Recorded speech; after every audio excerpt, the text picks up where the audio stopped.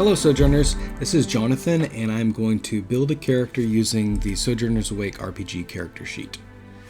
So first of all, what you'll need is 3d6, 3 6-sided dice. You will need to print out the character sheet. I haven't quite figured out how to do it as a PDF, but we can just print it out right now. And of course you want to use pencil to write all this in. So first of all, we are going to check out the access to designing your Sojourner. You'll have access to this to look over the character races and species to figure out, who do you want to play as, a dragonkin, a human, or whatever. But first of all, the most technical part is how to roll up points, and so we're going to go through that right now. So first of all, you'll need 3d6, and we're going to go through the abilities right now so you can kind of see what each of them stand for. They are like the classic World's Greatest Role-Playing Game 6 statistics, but the names have been changed, and you'll see why. So, Brawn is basically measuring your body strength. Agility is measuring anything done with your hands or feet. Vigor is anything measuring your bodily strength or health. Mind is everything your mental faculties, but also your connection to magic as well.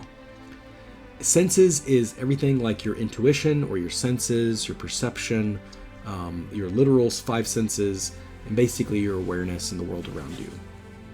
And will is something that I've been wanting to change for a while, because I think will, like charisma, it really represents your willpower, your force of will, your ability to resist certain enchantments and deceptions.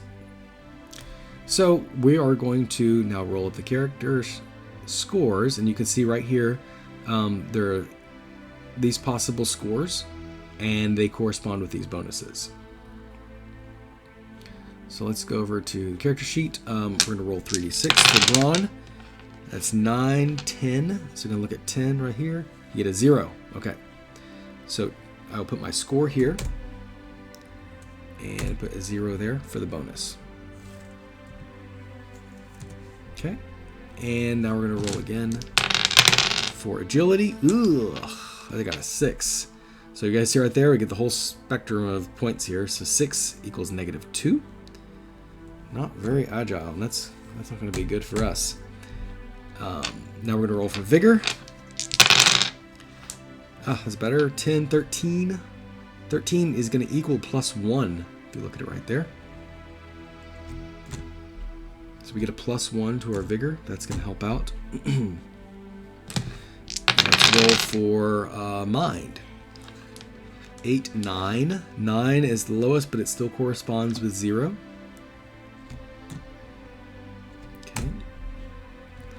And sense, I got 7, 8, 9, 10. That's going to be a 0. Already got these memorized. And last but not least, the will. I get a 5, 7, 8. 8. Ooh, -1. So, not a super strong character. So here's my rule. You can re-roll any one of these sets. I'm going to say I do not like my agility score. -2 bonus is not going to be fun. Although it could be incredibly fun, to be honest. But I'm going to re-roll. The rule is I re-roll, I can keep the number, or I can stay with what I have. But I have to pick one of the two. And that's a 5, 6. It's literally another 6. I think the dice have spoken. This character is destined to be clumsy. We'll have fun role-playing that. So now let's see how these scores and bonuses matter.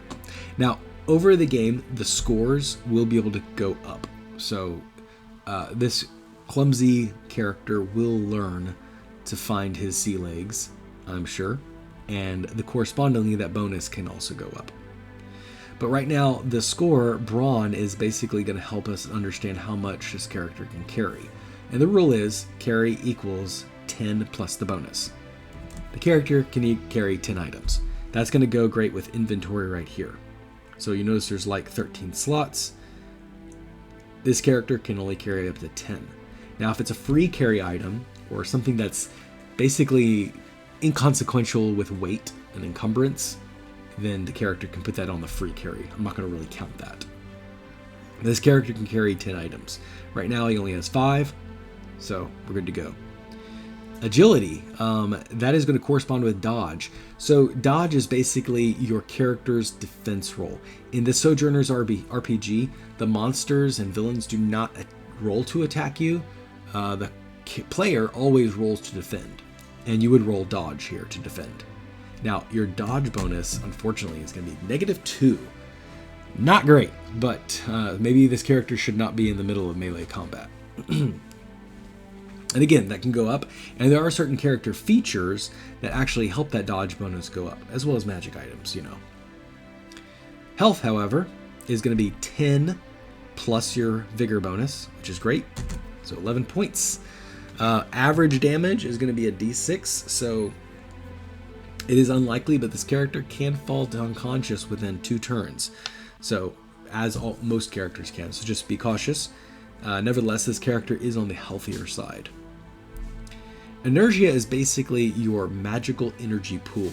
Every character has one. Now, casters will use it to actually cast spells, but every character, even, you know, barbaric fighters, will have an inertia score.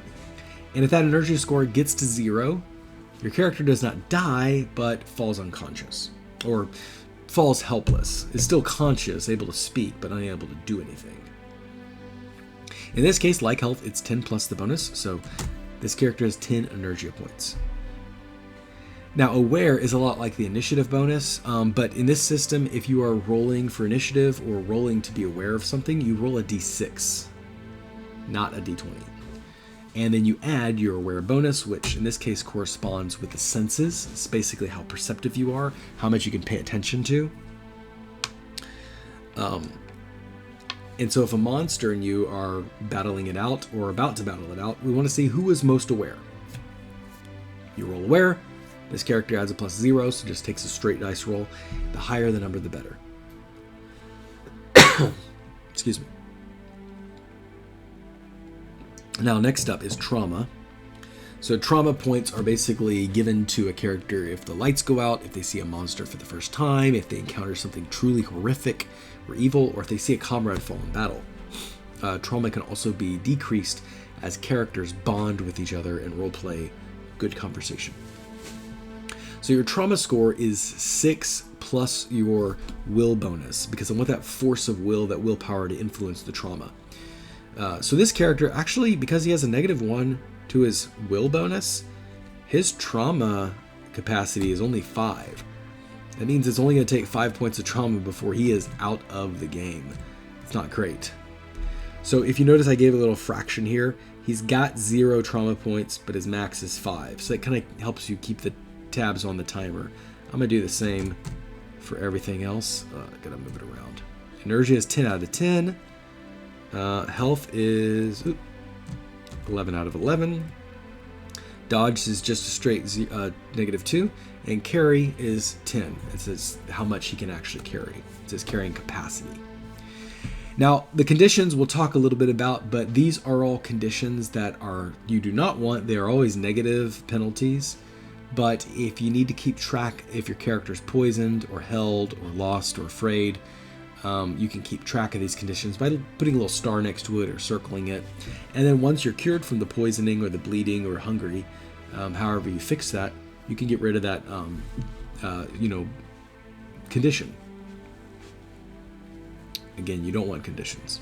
So right here, we actually have enough to create a character. So I think this is going to be a magic caster. His name's going to be Rick Rolled. He's a good old human.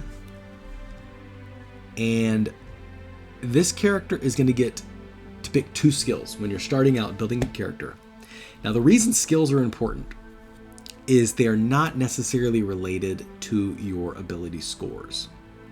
For example, anytime they're in the game, if a character attempts something, most of the time you're just going to get a straight D20 roll. Let's just say this character wants to fix a fishing boat.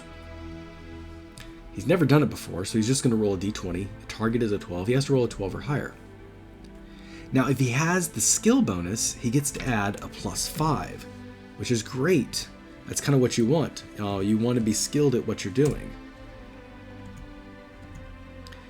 But in this case, he doesn't. He has a +5 to prayer, because he's going to be a cleric. He's also going to get a +5 to, I'm going to say, persuasion, because that's a good skill to have. And we're going to say specifically, not persuasion, we're going to say politics. Anything around politics. And you'll see the skill list. Notice the skill lists are not necessarily related to ability scores, and here's the reason. If a character is dealing with politics, I don't care if they're using their mind or their body or their agility or their willpower or their senses, they're just going to roll +5 to politics because they're dealing with their area of skill and expertise. I would say the same thing if a character is good at fishing, +5 to fishing, for example, and they actually go fishing, I'm not going to have them roll an agility check. I'm having them roll a fishing check, which is going to be a +5. They're more likely to succeed. Now, the same thing would go if they're cleaning the fish, or going fishing, or talking about fishing, or convincing someone to buy a fish. I'm not going to go back to the ability scores. We're just going to stick straight with that +5 skill, because that means the character is more likely to succeed. Notice I'm also going to do the same thing with weapons, meaning it doesn't matter if you're strong or not. If you know how to use the weapon, you get a +5 to use it. That makes more sense. With that being said, if you are trying to cross a rope bridge and a character's never done it before, I'm going to have them roll an agility check. So I, as the game master, when I'm asking you to roll, I'm just going to say roll a brawn check, roll a vigor check, roll a mind check. I'm not going to keep track of how many skills you have. That's the player's job. It's really the player's job to advocate and say, oh, can I use prayer for this? Oh, can I use politics for this? In that case, you're wanting to advocate for rolling higher on your skill set. So you got your 2 skills. You got your 6 ability scores and bonuses. You got your corresponding abilities right here. Now, a feature is something that makes you unique other than any other Sojourner. And it has nothing to do with your class or what pathway you're taking, so I want this, I think this is funny. We're going to give the Clumsy Cleric Tuck and Roll feature. And there's a list of 100 features that you'll be able to choose from.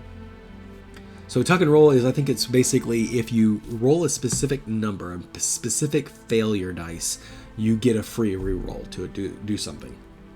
And I'm going to pick the number 3. So if I roll a 3 on a D20 when I'm attacking or doing anything, basically it triggers this character to do another free action. And it's just to kind of exemplify that wonderful clumsy character that somehow always lands on his feet. So I think that's fun. Tuck and Roll. I remember as a player, every time I roll a 3, I get to a free reroll and do an extra action. That could be really fun. There are all kinds of other features. We're going to say he's a cleric, so he's going to get 2 spells to start off with. We're going to heal wounds. And that's a first level, so you only get 1 dice to spend on it. And we're going to get calm emotions or something like that.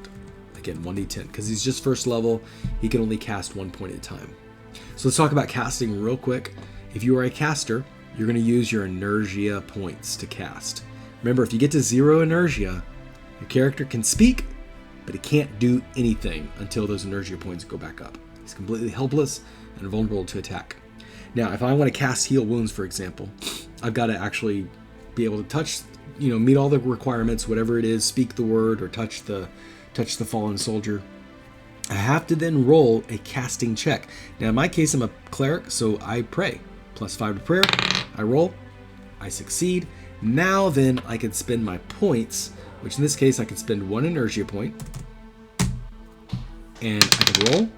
I got 7. That's a pretty good spell. I deal back 7 points of healing.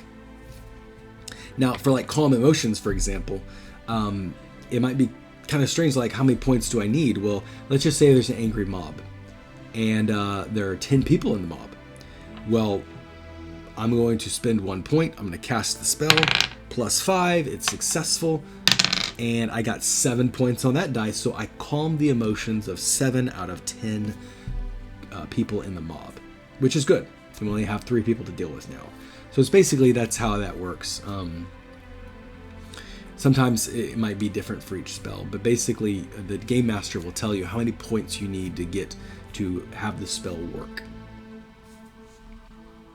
Okay, so we have skills, features, spells, we got scores, bonuses, we got a character's name, we have ancestry. This is looking good. Pathway is going to be something that the character aspires to. Since he's a cleric, a monk, or a man of faith, he's going to aspire to some things that we're going to work with on the Game Master. Right now, it's just going to stay open, and then you're going to get one pathway, and this is going to kind of help build your character arc. When you get to 12, the story's over. The character is complete. Inventory, I put some things here. He's got a staff, amulet, because every cleric needs a holy relic by which to cast spells. He's going to have a dagger just to protect himself. Now, keep in mind, he doesn't have dagger skill, right? So he's just using a +0, or, you know, in certain cases, I might say roll agility. But most of the time, it's going to just be a +0. He's got 100 coin and then 34 coin. Now, what this means is, in any slot, you can only carry up to 100 coins. Any spillover has to go to a new slot. Now, his carry capacity is only 10, so he can only carry 10 items. But he's a first level character, you know, very humble. He's starting out with only 5 items.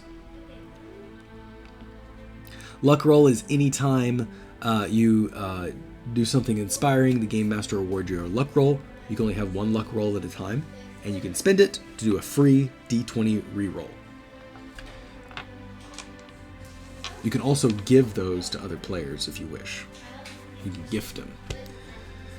Push points are really cool. So, in the game, I wanted a really cool way to keep track of the natural 20s and natural 1s. If you score natural 20, I want to be able to reward that.